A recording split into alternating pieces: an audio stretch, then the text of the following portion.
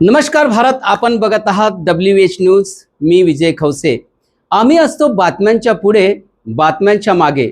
बातम्या लपवत नाही, दाखवितो. बातमी कुठलीही असो, आम्ही निडर निपक्षतेने दाखवितो.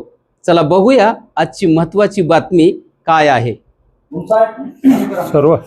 सर्व पत्रकार मंडळींना नमस्कार.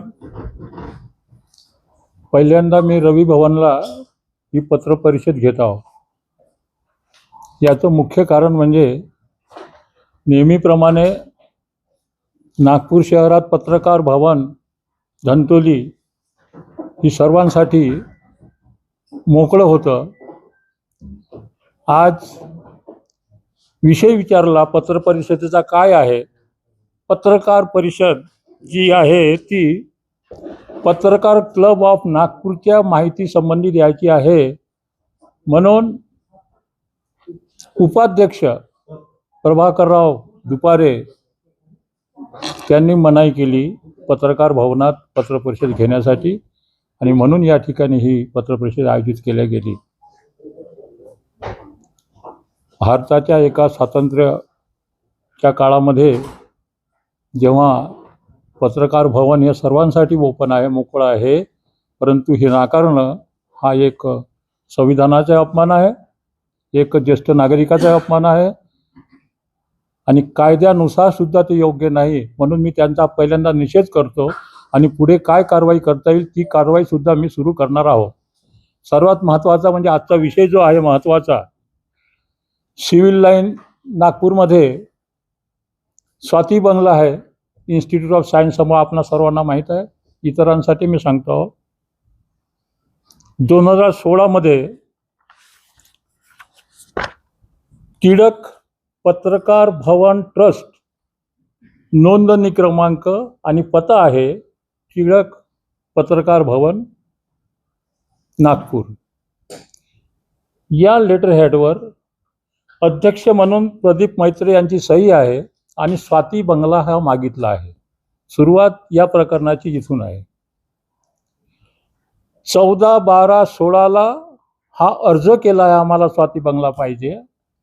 लगेच 16 तारखेनंतर त्याच 16 तारखेत त्याच 16 तारखेत सार्वजनिक बांधकाम विभागाचे सचिव त्याच 16 तारखेत मुख्य अभियंता सार्वजनिक बांधकाम विभागांना आदेशही करतात. आणि लगेच 16 तारखेचा झाला, 17 तारखेला त्यांचं ॲग्रीमेंट होते. महत्त्वाचं म्हणजे आता 15 गेला गॅप, 15ला त्यांनी पाठवलं पुढे, 16ला त्यांचं मुख्य अभियंताला आदेशही होते, आणि लगेच 17 तारखेला म्हणजे तिसऱ्या दिवशी त्यांचं लीज ॲग्रीमेंट होते. 16 17/12/16 लीज ॲग्रीमेंट झालं. या दिवशी पत्रकार क्लब ऑफ नागपूर नावाची कोणतीही संस्था किंवा कंपनी अस्तित्वातच नाही. सर्वात महत्त्वाचं म्हणजे हे. त्यामुळे या प्रकरणाची जी आम्ही जो ऑब्जेक्शन घेतला आहे, जो आम्ही आरोप केला आहे की स्वाती बंगलाची जमीन, निवड स्वाती बंगला नाही, 3744.40 चौरस मीटर जागा जमीन हडपण्याचा प्रयत्न नाही झाला, पूर्ण हडपली आहे आजच्या तारखेत. आणि म्हणून आज मी आपल्यासमोर इतरांच्या सहकार्याने हे प्रकरण हडपण्याचं कसं आपल्याला पुढे नेता येईल म्हणून मी आपणापर्यंत पत्रपरिषद घेत आहोत. यामध्ये सर्वात महत्त्वाचं, जागा दिली अस्तित्वात नसलेल्या कंपनीला. यांनी कागद बनवले. कागद बनवल्यानंतर मंत्रिमंडळाची बैठकही झाली. मंत्रिमंडळात बैठक झाल्यानंतर नागपूरचे विभागीय आयुक्त कार्यालय त्यावेळेचं 16चं त्यांनी आपल्या निर्णयात दिलं, आपल्या अहवालात दिलं, पत्रकार क्लब ऑफ नागपूर ही धर्मादाय संस्था नाही, ही एक कंपनी आहे आणि म्हणून ज्या 39-40 कलम आहे की ज्यांना कमी दरात जमीन दिल्या जाते त्यामध्ये पत्रकार club of Nagpur he company बसत नाही, म्हणून देता येणार नाही. तरीही या सर्व महाशयांनी हे सर्व घडवून आणलं आणि आजच्या तारखेत परिस्थिती ही आहे. पहिल्यांदा सार्वजनिक बांधकाम विभागापासून 5 वर्षासाठी त्यांनी सरकारी जे काही दर असतील त्यांना भाड्याने घेतली होती ती जमीन. लगेच 16ला झालं ॲग्रीमेंट. 2017 पासूनच त्यांनी सुरुवात काय केली, 1 रुपया लीजवर 99 वर्षासाठी मागणी केली. कोणी? पत्रकार क्लबने. त्यावेळीही ती संस्था कंपनी रजिस्टर नाही. तरीही प्रशासनानं इथल्या अधिकाऱ्यांनी ते प्रकरण पुढे नेत 99 वर्षाच्या ऐवजी 30 वर्षावर आणलं आणि शेवटी 1 रुपया लीजवर ती जमीन दिल्या गेली. आज प्रश्न हा आहे, 1 रुपया लीजवर दिलेली जमीन, अवैध हडपलेली जमीन, महाराष्ट्र शासनाचे अधिकारी 1 रुपया लीजनं दिली. लगेच यांचं प्रपोजल जाते. पत्रकारांना कमाई पाहिजे, नफा पाहिजे, अमुक पाहिजे म्हणून प्रपोजल तयार केले जाते आणि नागपूरचे जिल्हाधिकारी विपिन इटनकर हे त्याला हिरवी झेंडी देतात आणि प्रकरण पुढे पाठवतात. पुढे पाठवल्यानंतर त्या ठिकाणी मोठा प्लॅन त्यांचा तयार होतो. मग एवढ्यावरच थांबले नाही, 1 रुपया लीजवर घेतली. नंतर इथे पत्रकारांसाठी आणखी काही सोयी करायच्या आहेत, त्यांच्या कुटुंबासाठी आम्हाला काही करायचं आहे असं कारण सांगून भव्य इमारत बांधण्याचं त्यांनी त्या ठिकाणी प्रपोजल दिलं. तेही मंजूर झालं आणि शेवटी 2026 मध्ये मी यासाठी सांगतो, सुरुवातीपासूनच हा अवैध व्यवहार झालेला आहे. तरीही पुढचा आणखी व्यवहार अवैध कोणता? जेव्हा ही सार्वजनिक संस्था आहे, मालक नाही, तेव्हा डेव्हलपच तुम्हाला करायचं आहे, पुनर्विकासच करायचा आहे, तर नियमाप्रमाणे टेंडर द्यावं लागते, जाहिरात द्यावं लागते, 4 ऑप्शन मागवावं लागतं डेव्हलपरचे, विकासकांचे आणि त्यानंतर दिले जाते. परंतु तेही इथे केलं गेलं नाही. सरळ जे डेव्हलपमेंट ॲग्रीमेंट झालं, कोणाशी झालं?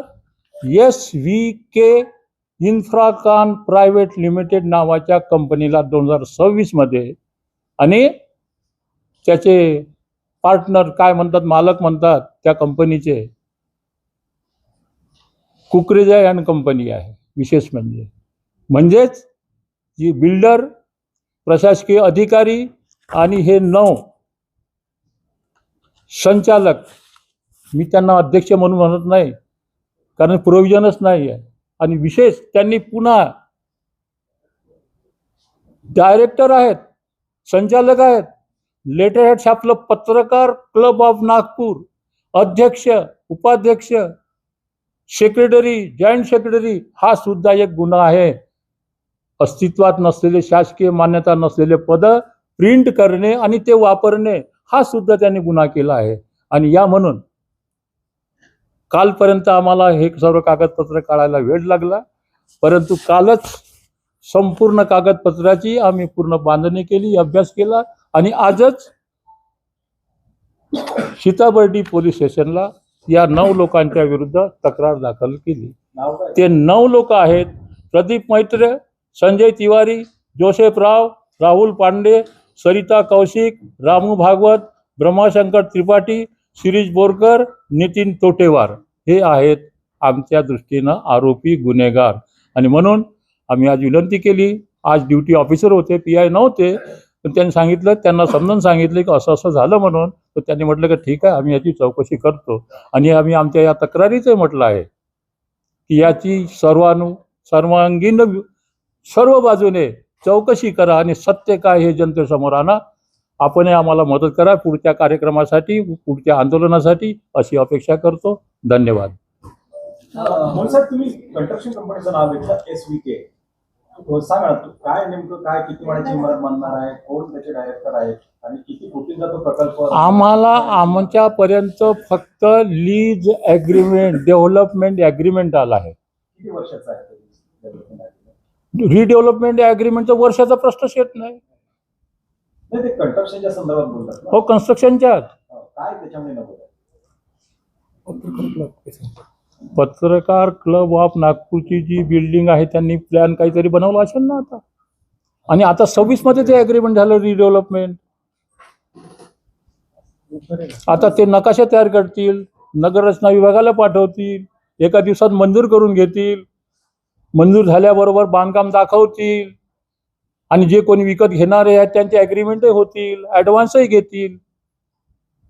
म्हणून सर माझा प्रश्न आहे, बाजूलाच एक एअर इंडियाचे तुम्ही त्या पण जमिनीविषयी एक आक्षेप नोंदवलेला आहे आणि त्याचे कागदपत्र बाहेर आणलेले आहेत. हो. कुकरेजांनी बांधलेली आहे. तुम्हाला काय वाटतं ही प्रेस क्लबला जी जमीन आपण प्रेस क्लब साठी दिली, ते बिल्डर आणि काही लोकांच्या डोक्यामध्ये खूप आधीच होतं की आधी प्रेस क्लबला द्यायची, नंतर आयडियानी पुन्हा बिल्डरकडेही द्यायची, आणि ट्विन टावर जसं बांधलं दिल्लीचं तसं ट्विन टावर बांधण्याचा माणूस होता का डेव्हलपरचा? आणि आता त्याचं काय होतं मी काय सांगू शकतो, परंतु उपलब्ध कागदपत्रानुसार तुम्हाला आणखी मी सांगतो. या डेव्हलपमेंट ॲग्रीमेंटमध्ये आपण प्रश्न विचारला, बरं झालं. या डेव्हलपमेंट ॲग्रीमेंटमध्ये 55% कुकरेजाचा भाग राहील, हिस्सा राहील, आणि फक्त 45% प्रेस क्लबचा राहील. म्हणजे खरा मालक कोण होणार आहे त्या जागेचा हे आपण विचार करू शकतो. हे डेव्हलपमेंट ॲग्रीमेंट आहे त्यांचं.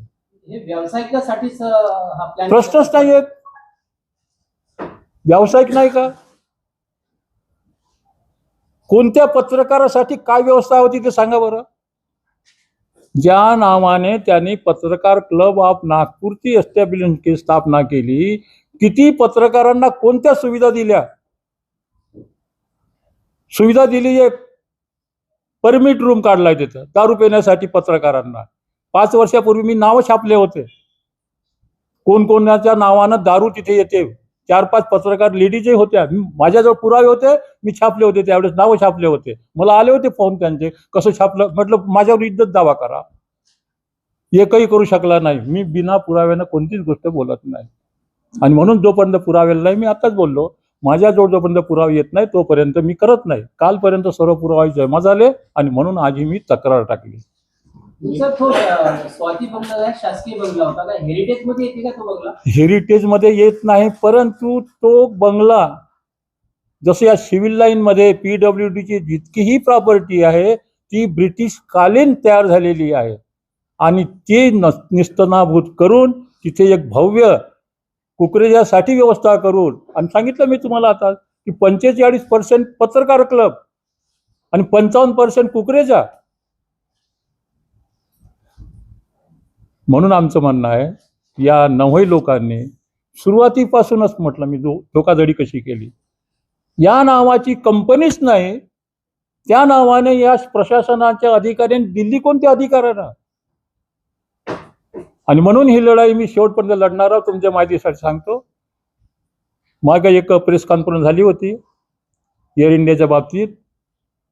एका यूट्यूब चॅनल ती जे व्हायरलही केली होती, आज व्हायरल झाली, आणि उद्याच ती डिलीटही झाली. उद्याच डिलीटही झाली.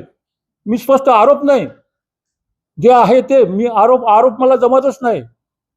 म्हणजे खोटं काहीतरी बोलायचं आरोप त्याला म्हणतो आपण. मी सत्य सांगतो, 100% बोलतो विश्वासानं, कारण आरोप हे सिद्ध करावं लागतात. म्हणूनच मी आजपासून म्हणतो, जो मी पुराव्याशिवाय काहीच बोलत नसतो. म्हणून म्हटलं मी, कृपा करून आपण त्या रांगेत न बसता आम्हाला सहकार्य कराल हीच विनंती करतो. नियमाप्रमाणे करता येते काय? काय नियमाप्रमाणे असं करता येते का त्या व्यवसायकांसोबत? 45-55 हो, नियम तिथंच तुटला पहिल्यांदाच. PWDने ॲग्रीमेंट केलं 17/12/16 की पत्रकार क्लब ऑफ नागपूर त्यावेळी रजिस्टरच नाही ना हो. 17/12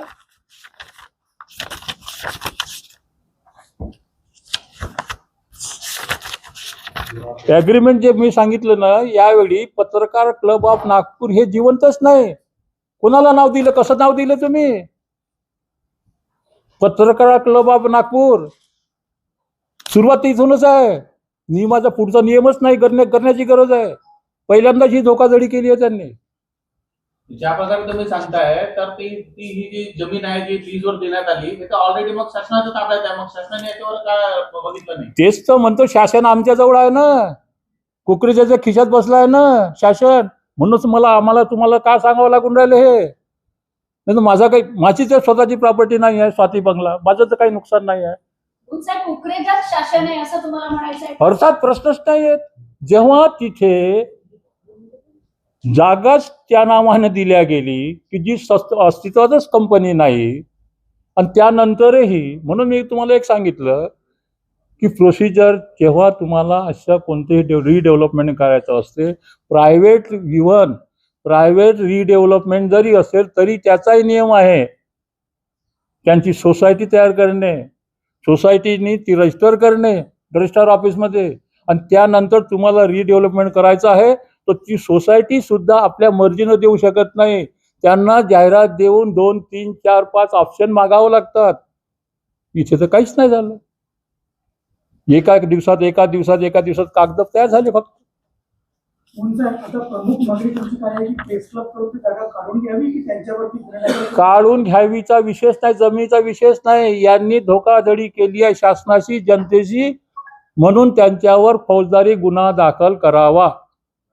जर समजा असं झालं नाही तर मग तुमचं पुढचं झालं नाही काय पाऊल राहील? तर आता तुम्ही आम्ही आहो ना, मग ठरवू ना पुढे काय करायचं आहे. तर मी तुमच्या संमतीनं पुढे जाईल. माझा तोच प्रश्न आहे. सिताबर्डी पोलीस ठाण्यामध्ये तुम्ही गेले, पीआय नव्हते, तुमच्या या तक्रारीची दखल घेतली जाईल असं तुम्हाला वाटतं का?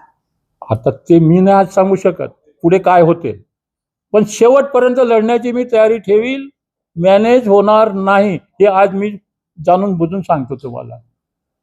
आणि या संदर्भात तुम्ही कोर्टात याचिका वगैरे दाखल करणार आहे का हे सांगा ना स्पष्ट.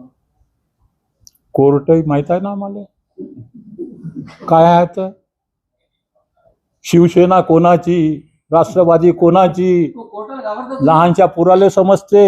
कोर्ट होईन ते. तुम्हाला पण दंड ठोठावला जातो. नाही, आम्ही जनतेत जाऊ. म्हणून साहेब ते एसवीके जे बोलला तुम्ही, तर त्याचं अग्रीमेंट केवळ पर्सेंटेज नुसारच झाला की पुढे त्यामध्ये आणखी अंतर्भाव आहेत?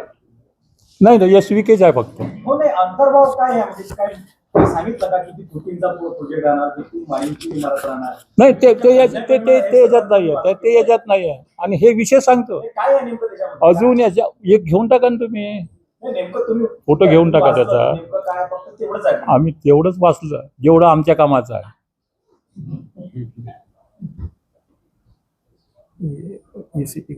जेवूच शकत नाही म्हटलं ना मी पहिल्यांदा. ऍग्रीमेंटच इलिगल आहे. जागा जेव्हा इलिगल आहे, पहिल्यांदाच मी तुम्हाला सांगितलं की त्या नावाची कंपनीच इथं नाही, त्या नावानं ऍग्रीमेंट झालं कसं? 5 वर्षासाठी दिलं, 5 वर्षाचे पैसे किरायाने दिले होते का त्यांनी त्याचे आपले पैसे? ते सुद्धा कोणत्या रेकॉर्डमध्ये नाही आहे. 16ला दिलं, 17 पासूनच 1 रुपया लीजवर 99 वर्षासाठी त्या प्रदीप मैत्रीच्या घरचीच खेती समजला तो. आणि मला वाटते त्या एरियामध्ये मुख्यमंत्री आहेत ना, आणि त्यांच्या साथे मला वाटते ते उद्घाटनही झालं होतं. आणि म्हणून एका दिवसात हे लीगल करण्याचा प्रयत्न झाला. पण तो प्रयत्न आपल्या सर्वांच्या सहकार्यानं आपण हाणून पाडू हे मला म्हणायचं आहे. पत्रकारांचं नाव घेतलं, याच्यामध्ये असं वाटतंय का की स्मार्ट हा भ्रष्टाचार आहे ज्याच्यामध्ये मोठे पॉलिटिकल लीडर सुद्धा असू शकतात असं तुम्हाला वाटतं? आता कोणाच्या भरोश्यावर होते? अथॉरिटी कोण राहते? सही करणारा कोण राहते? तुम्ही आम्ही तर नाही करू शकत ना. PWDचे कार्यकारी अभियंता संजय इंदुरकर त्यानं केलं आहे ते पहिलं ॲग्रीमेंट. पहिल्यांदा हे 2 बदमाश आहेत, प्रदीप मैत्रे आणि संजय इंदुरकर. त्यांनी जर नसतं केलं तर हे प्रकरण इथपर्यंत आलंच नसतं. पत्रकार संघालाही जागा दिलेली आहे, क्लबची आता अग्रीमेंट होते, म्हणजे मुळामध्ये संघाला दिली आहे, क्लब त्यांचा. म्हणून मी तुम्हाला काय म्हटलं बा, मागणी कोणाची आहे? टिळक पत्रकार भवन.